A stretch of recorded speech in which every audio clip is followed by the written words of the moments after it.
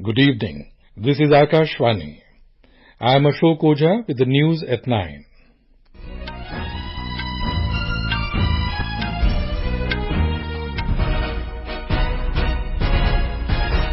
The headlines. Prime Minister Narendra Modi says atrocities against women are an unpardonable sin and guilty must not be spared. Prime Minister calls for employing technology and new innovations in judicial system to provide justice for all. Home Minister Amit Shah stresses the need to dismantle network of illegal narcotics trade in a ruthless manner. Lebanon-based militant group Hezbollah and Israel launched large-scale military operations against each other.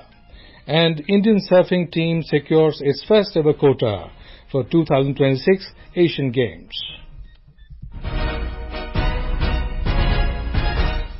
Prime Minister Narendra Modi has said that safety of women is top priority of the nation, along with their empowerment. He added that atrocities against women are an unpardonable sin and the guilty must not be spared. Mr. Modi was speaking after distributing certificates to 11 lakh new Lakhpati Didis in a function organized at Jalgaon in Maharashtra. Mr. Modi noted that public institutions like hospitals, schools, offices or the police system should be made accountable and any negligence on their part is unacceptable. महिलाओं के खिलाफ अपराध अक्षम्य पाप है। दोषी कोई भी हो वो बचना नहीं चाहिए। उसको किसी भी रूप में मदद करने वाले बचने नहीं चाहिए। अस्पताल हो, स्कूल हो, दफ्तर हो या फिर पुलिस व्यवस्था, जिस भी स्तर पर लापरवाही होती है सबका हिसाब होना चाहिए। The Prime Minister said our biggest responsibility as a society and as a government should be to protect the lives and dignity of women. The Prime Minister also felicitated Lakhpati Didis and discussed with them about their businesses. Prime Minister Narendra Modi has called for employing technology and new innovations in judicial system to provide justice for all. He emphasized that simplifying justice delivery is a collective responsibility, though current processes often complicate this goal. He was speaking at the closing ceremony of the Platinum Jubilee celebration of the Rajasthan High Court in Jodhpur. The Prime Minister highlighted the country's historic strides towards more straightforward justice delivery, including repeal of outdated laws. He praised recent reforms in criminal laws as essential, noting that these changes align with the nation's growing ambitions and need for modernized systems to support the vision of a new India. He noted that over 18,000 courts across the country have been computerized, significantly benefiting the public. आज देश में कम खर्चीले और त्वरित निर्णयों के लिए alternative dispute mechanism बहुत अहम रास्ता बन रहा है। वैकल्पिक डिस्प्यूट मैकेनिज्म की ये व्यवस्था देश में ईज ऑफ लिविंग के साथ ही ईज ऑफ जस्टिस को भी बढ़ावा देगी। कानूनों में बदलाव करके नए प्रावधान जोड़कर सरकार ने इस दिशा में कई कदम उठाए हैं। न्यायपालिका के सहयोग से ये व्यवस्थाएं और ज्यादा सशक्त होगी। During the event, the Prime Minister virtually inaugurated the Rajasthan High Court Museum and launched the Twarit program. Union Home and Cooperation Minister Amit Shah today virtually inaugurated the Regional Unit Office of Narcotics Control Bureau in Nava Raipur, Chhattisgarh. On this occasion, a review meeting on the drug scenario in Chhattisgarh was also held under the chairmanship of Union Home Minister. On this occasion, Mr. Shah said that Prime Minister Narendra Modi is resolved to make the country drug-free by 2047. The centenary year of India's independence is now becoming the resolve of every countryman. He said that illegal trade of narcotics is linked to national security. नशा मुक्त भारत का संकल्प समृद्ध, सुरक्षित और वैभवशाली भारत के संकल्प के लिए बहुत महत्वपूर्ण संकल्प है।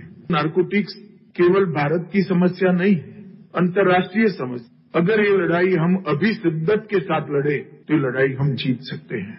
भारत में नारकोटिक्स का दूषण राष्ट्रीय सुरक्षा के साथ भी जुड़ा हुआ है। हम सबकी जिम्मेदारी बनती है कि जीरो टॉलरेंस की वृत्ति के साथ हम देश को नारकोटिक्स फ्री बनाए, नशा मुक्त बनाए। The money earned from this promotes terrorism and left-wing extremism and weakens the country's economy. He said that there is a need to dismantle the network of illegal trade in a ruthless manner. He said the government will move forward with a zero-tolerance policy against it.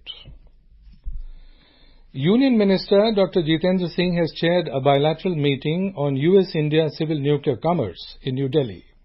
The Ministry of Science and Technology today said that the meeting highlighted the deepening cooperation between the two nations in critical areas including science, technology and clean energy. During the meeting, Dr. Singh announced that an Indian astronaut from the Gaganyaan mission is set to join the International Space Station, making a significant milestone in Indo-US space collaboration. The meeting of BJP Central Election Committee is underway at party headquarters in New Delhi to finalize the names of the candidates for upcoming assembly elections in Jammu and Kashmir. Prime Minister Narendra Modi, BJP President Jagat Prakash Nadda, Union Ministers Amit Shah, Jitendra Singh, and other senior leaders of the party are present in the meeting. Union Minister Chirag Paswan was today re-elected as Lok Janshakti Party Ram Vilas President for 5 years. The decision was taken unanimously at the party's National Executive Meeting in Ranchi. Chirag Paswan said the upcoming assembly elections in Haryana, Jammu Kashmir and Jharkhand were also discussed in the meeting. Mr. Paswan said that in Jharkhand, the party may contest the polls either with National Alliance partner BJP or on its own. In Kolkata, Sanjay Roy, the main accused and the lone arrested person in the brutal rape and murder case of the RG Kar Medical College and Hospital, has undergone polygraph test today. The CBI team reached the Presidency Correctional Home at around 11 a.m. for the purpose and came out after 4 hours. Earlier, the investigating team interrogated Sanjay in front of the psychologist and behavioral experts of Forensic Science Laboratory, New Delhi. This is Akashvani giving you the news. For quick news updates round the clock, follow us on our X handle at AIR News Alerts.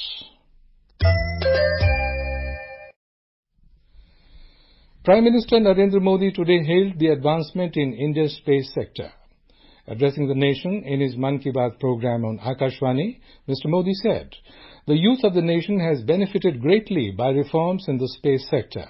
He emphasized the significance of the National Space Day celebration on 23rd of this month, marking the success of Chandrayaan-3 mission.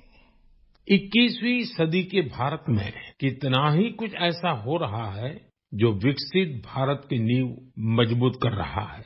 जैसे इस 23 अगस्त को ही हम सब देशवासियों ने पहला national space day मनाया। मुझे विश्वास है कि आप सबने इस दिन को सेलिब्रेट किया होगा। एक बार फिर चंद्रयान-3 की सफलता का जश्न मनाया होगा। देश के युवाओं को स्पेस सेक्टर रिफॉर्म से भी काफी फायदा हुआ है। During the program, Prime Minister Modi also interacted with the team from space tech startup GalaxI, which was launched by the alumni of IIT Madras. The Prime Minister said that the space ecosystem is becoming vibrant. In his latest monthly broadcast, the Prime Minister reflected on his Independence Day speech this year from Red Fort, appealing 1 lakh youth from non-political background to connect with the political system. He said it has garnered a tremendous response and a large number of youth are eagerly ready to enter politics. The BJP has welcomed the Prime Minister Narendra Modi-led government for approving the Unified Pension Scheme UPS.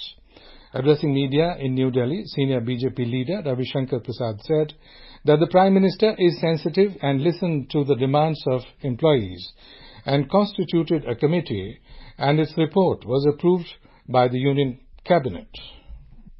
प्रधानमंत्री मांगों को सुनते हैं, समझते हैं और संवेदनशील रहते हैं। जब कर्मचारियों के अखिल भारतीय संगठन ने भी मांग की तो पिछले साल ही तत्कालीन वित्त सचिव सोमनाथन जी की अध्यक्षता में कमेटी बनी थी। उस कमेटी की रिपोर्ट को कैबिनेट में स्वीकार किया गया।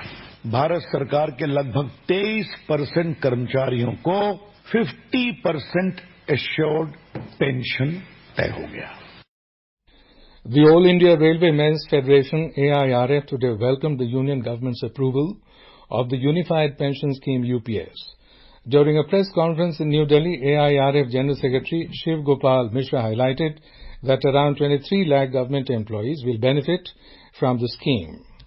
जो भी रिटायर होगा उसको अपनी सैलरी का आधा पैसा मिलेगा पेंशन के रूप में और उस पर महंगाई राहत भी मिलने का काम होगा।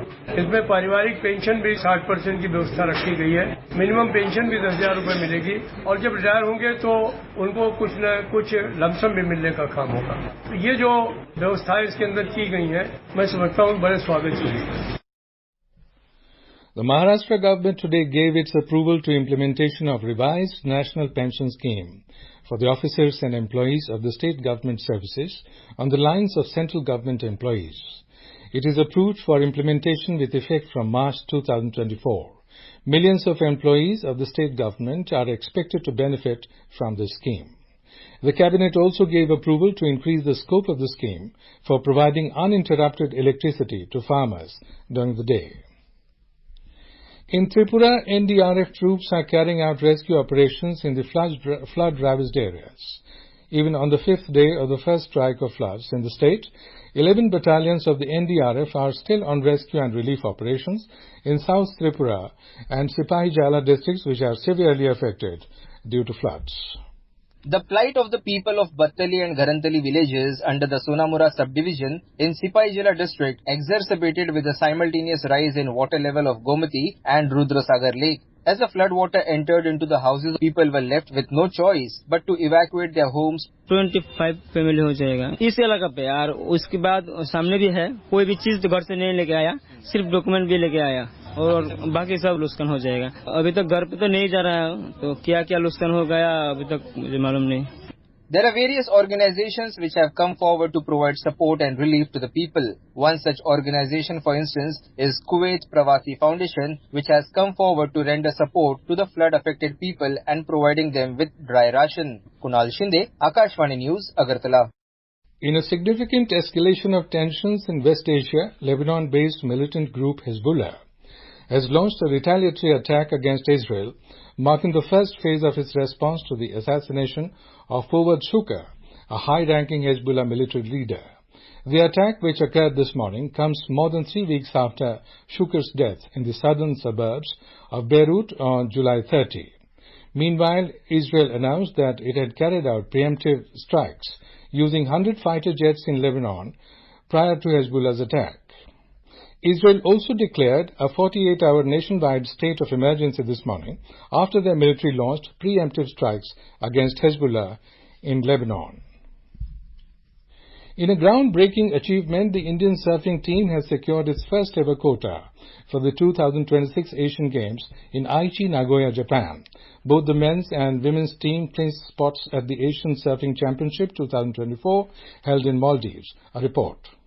Kishore Kumar, competing in the under-18 boys category, played a pivotal role in securing the quota. Although he made it to the semi-finals, Kishore's consistent performances throughout the competition, finishing first in round 1, round 3 and the quarter-finals, contributed significantly. Harish Muthu also left his mark by becoming the first Indian to qualify for the quarter-finals. His hard-fought contest showcased the talent and determination of Indian surfers on the international stage. Surfing Federation of India President Arun Vasu expressed his pride, saying this achievement is a testament to the hard work and determination of our surfers, coaches and the Federation over the years. Shagun Chopra, Akashvani News. And now, before we end this news bulletin, the headlines once again. The Prime Minister Narendra Modi says atrocities against women are an unpardonable sin and guilty must not be spared. Prime Minister calls for employing technology and new innovations in judicial system to provide justice for all. Home Minister Amit Shah stresses the need to dismantle network of illegal narcotics trade in a ruthless manner. Lebanon-based militant group Hezbollah and Israel launched large-scale military operations against each other. And Indian surfing team secures first ever quota for 2026 Asian Games. And that is all in the news at 9. Good night.